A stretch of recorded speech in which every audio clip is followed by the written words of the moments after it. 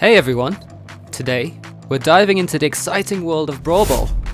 In this video, we'll break things down into two parts: the basics of the mode and advanced strategies. First things first, the basics. Let's kick things off with an important mechanic, round time. This works like a cooldown for the ball. You'll notice a red timer next to the match time, and here's how it works. After 45 seconds, the ball will respawn on the side of the team that didn't have possession. And this timer resets every time the ball changes hands between teams. But that's not the only way the ball respawns. Throw it out on your team's side, it'll respawn on your side. Throw it out anywhere else, it respawns in the center. Want to force a center respawn? Kamikaze into the blast zone while holding the ball no matter where you are. Next, let's talk about colored pillars and platforms. These parts of the stage are special. They can only be passed through by players and projectiles of the same color. This means that opposing players can't cross or use gadgets in these areas. Use this to your advantage.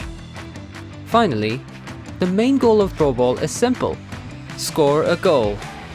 But the speed at which you score depends on what you're doing while holding the ball.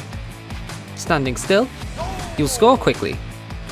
In the air, it'll take nearly twice as long. Using a taunt to stay airborne, even longer.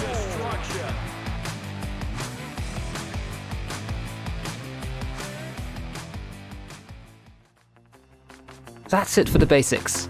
Stick around to master the advanced strategies that can take your Brawl Ball skills to the next level. Let's keep going. Brawl Ball is typically played as a 3v3, and the goal of the mode is to be the first team to score 5 goals to claim victory. Each team member plays a unique role, and together, if played well, they form an unstoppable force.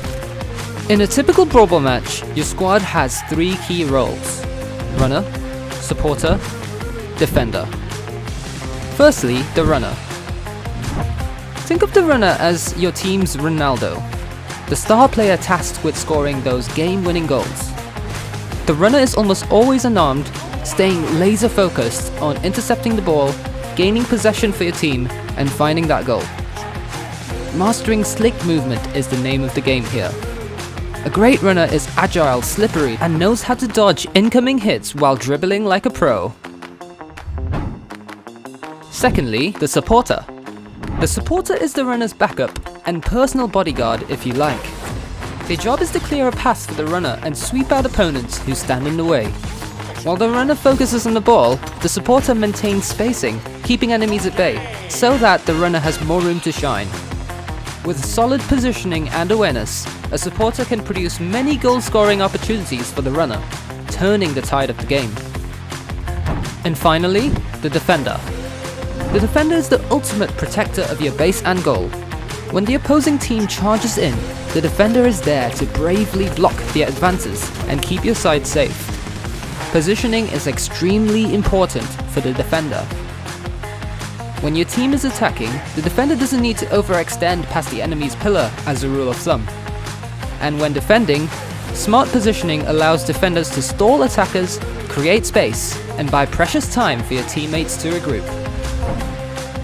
When these 3 key roles combine well together, they form a strong foundation for success.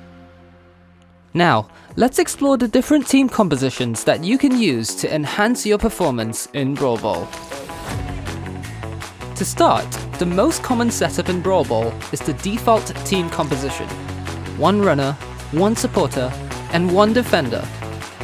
This balanced setup is versatile and works well in most scenarios, making it the go-to for many teams.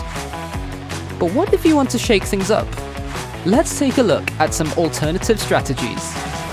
First, the double runner composition.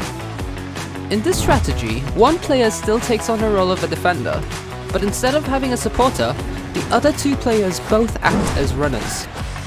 The runners focus entirely on ball possession and scoring, using weapons only when absolutely necessary.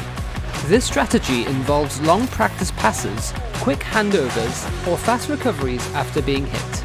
It's a high-pressure style that thrives on relentless offensive play and can lead to some very fast goals.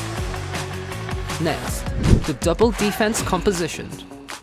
Here, 2 players play defensively and cautiously, controlling the map's center to create opportunities. This setup allows the runner to take bigger risks while being covered by their teammates, looking for any openings to break through and score. It's a strategy built around patience, positioning, and creating opportunities by outlasting the enemy. Finally, there's the double support composition, aka triple commit.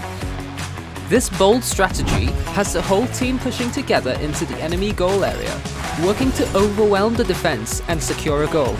It's a high-risk, high-reward strategy because a quick counter-attack by the enemy can easily lead to you conceding a goal. However, it can be extremely effective if executed correctly, especially if the enemy team is down a player.